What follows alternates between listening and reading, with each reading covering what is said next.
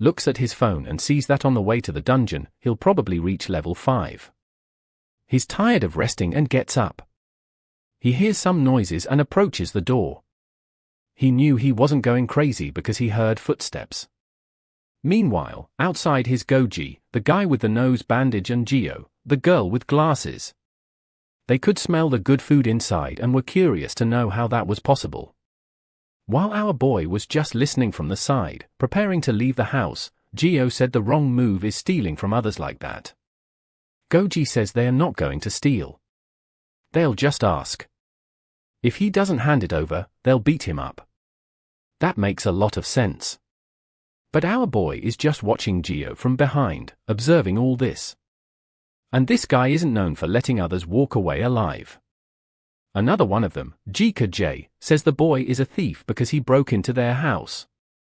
Geo is angry because when her parents and brother became zombies, she locked everything up and ran away. Now she came back starving, but the guy took everything. Excited, she says, fine, they'll have to take a little from him too, until blood falls on her face. Man, our boy doesn't waste time, and with the idiot right in the back. What a move. The guy was sent straight to the afterlife. This boy doesn't forgive anyone. Lindsay says he was trying to save energy but couldn't let them attract more zombies to the area. Man, he throws the katana flying and finishes off the girl too, my friend. He even kills another one. Man, even I'm scared of this protagonist, is not letting anyone live. I introduce everyone's names, thinking they'd last more than 2 chapters. Our boy looks at Jika J and says that someone who abandoned their sister is a waste of life. He had to finish them off since they were planning to rob him. This guy is seriously unhinged. He walks away saying the government should reward him for his pure actions. And with that, the house was wiped out. The street, as always, was full of zombies.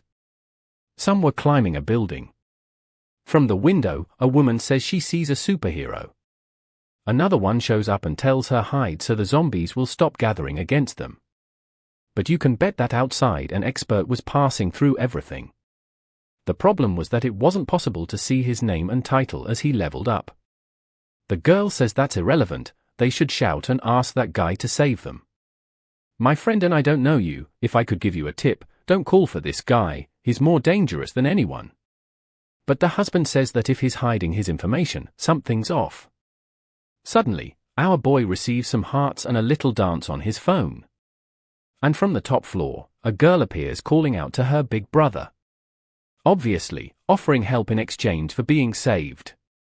But our boy completely ignores her and continues down the street. For him, those little items on the ground were much more important. The girl starts cursing him, saying she is over 30,000 fans, so he shouldn't be ignoring her.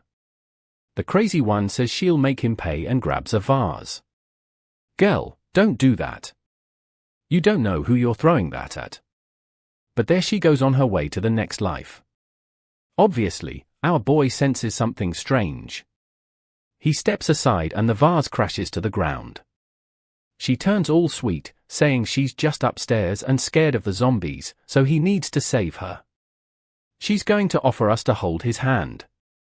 Girl, I don't think he's very interested in that. He then pulls a piece of meat soaked in zombie virus from his inventory and throws it at her. That thing has the effect of attracting any creature within 100 meters. But the girl isn't happy with that at all and starts cursing, asking if he didn't understand that she wanted to be saved. While suddenly, she hears a noise behind her, that it was a horde of zombies attracted by the meat. And with that, another victim of our boy. The crazy girl was even live streaming on TikTok in the middle of the apocalypse. Soon, we're going to need a new protagonist to take down this one. A horror zombie is then started throwing themselves off the building, heading in his direction. The creatures fell to the ground, all twisted, but he kept walking calmly. He then made his way to the Mudu Gymnasium. That was the place he had been looking for. And in 2 hours, when night falls, it would be the perfect time to enter. He knew that besides that, there was a wild silver rank chest in that place. The system displayed a warning, saying that when you see that sign, it means there's some special system happening.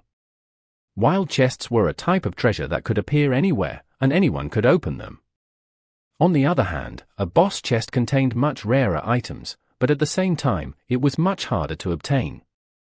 As soon as he entered the gym, he received his first mission, to defeat 100 zombies on his own.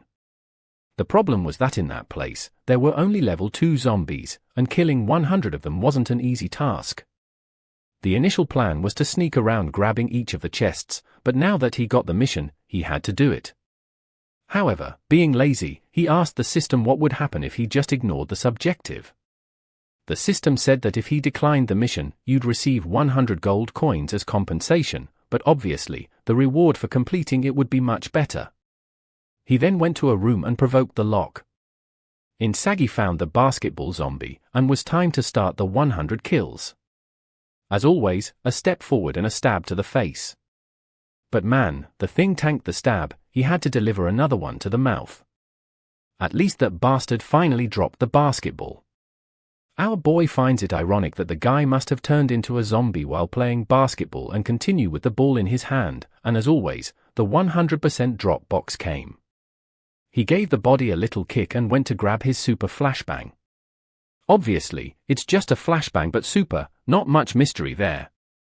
But he got excited since for invading other people's houses, it's the perfect item. He also found the key to the gym center. That was good because he wouldn't have to destroy the door and could enter quietly, without attracting everyone. With that, he calmly moved in. He observed the area which was full of zombies.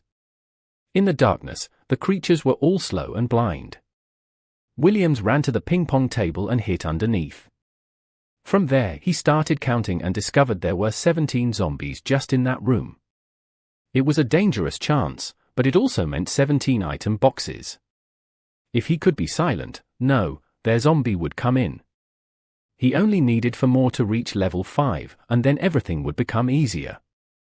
One was walking right by, and he decided that would be the first. He gave a whip to the back of its neck. The first one fell to the ground, and with the noise, all the others were alerted. They immediately turned toward Lindsay. Haverhorde was rushing toward the boy. But the rascal was under the ping-pong table, shilling. They came closer and he whipped 3 of them in the legs. The boy jumped out from under the ping-pong table with the maneuver. Not sure why he did all that swag, but he landed right behind them. He dashed forward and finished another one. With that, he completed 4 zombies and advanced to level 5. Now he needed 100 experienced points to level up. Knowing he was in a tight space, he'd need more agility. He placed the point and climbed onto the table. With that, all the zombies started heading toward him. But since they were dumb, they got stuck at the edge, and it was easy for him to whip them in the face. Meanwhile, someone was watching from behind the door. A guy in a red shirt and bandana said he was an unlucky guy. Man, I agree with you, and if I could give you a tip, it would be to run away from here. The biggest danger has arrived. But the crazy guy was excited, thinking that a person who kills so many zombies must have a lot of resources. His plan was to wait for our boy to die so he could take everything. But that wasn't happening. The number of zombies was decreasing, and the blonde guy realized he'd have to help our boy die. He'd do the great favor of bringing more zombies to help send him to the afterlife.